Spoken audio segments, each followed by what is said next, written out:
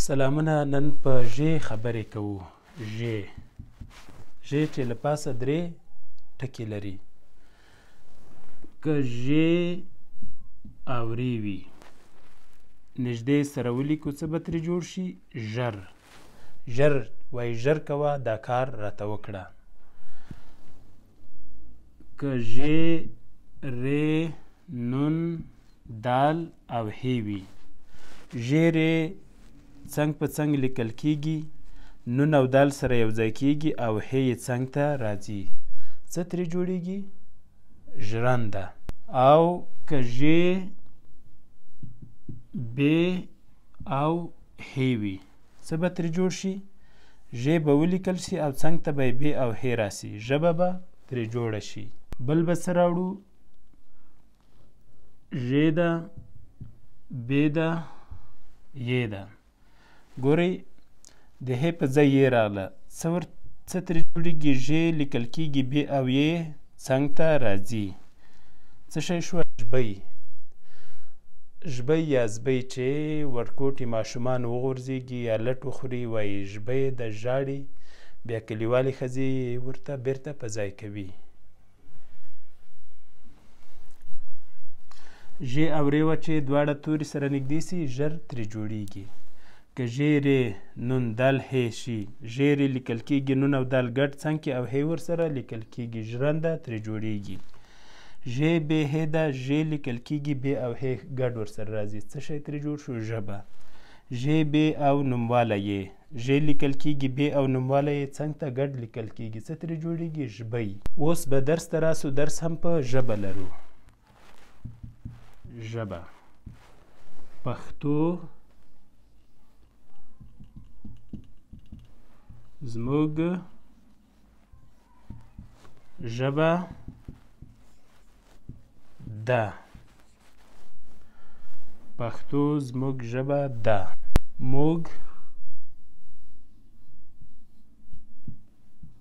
د پښتو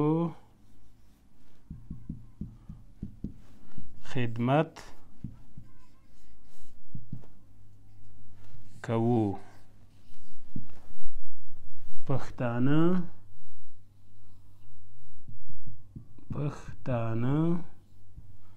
سره ورونه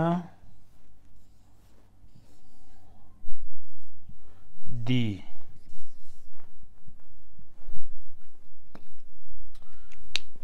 ژبه پښتو. پښتو کې پ ښ ت واو ګډ لیکل کېږي. پښتو زموږ. زموږ کې ز لیکل کېږي، میم او واو یې ګډ او ګ ورسره څنګ کې راځي. زموږ ژبه ده. موږ. ګورئ ز که ورسره وي زموږ ده او که ز نه وي بیا موږ ده. میم واو ګ موږ. د پښتو خدمت. خدمت څه ته وایي؟ خ دال میم ته خدمت کوو. پښتانه. پښتانه کې پ ښ تین د واو په ځای الف راځي، بیا نون او ه څنګ ته ورسره راځي. څه شی ترې جوړېږي؟ پښتانه سره ورونه دي. ژبه پښتو زموږ ژبه ده. موږ د پښتو خدمت کوو. پښتانه سره ورونه دي. اوس راځو ځینې کلمې تمرینوو. تاسو به یې لیکئ، زه یې درته تورې لیکم. ژ ده، واو دی، نون دی، دال دی.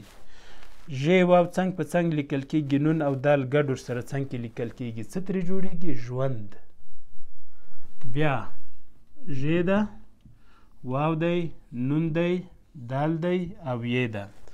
ژ لیکل کېږي، واو یې څنګ ته راځي، نون او دال ګډ لیکل کېږي او څنګ کې ی لیکل کېږي. څه ترې جوړېږي؟ ژوندی.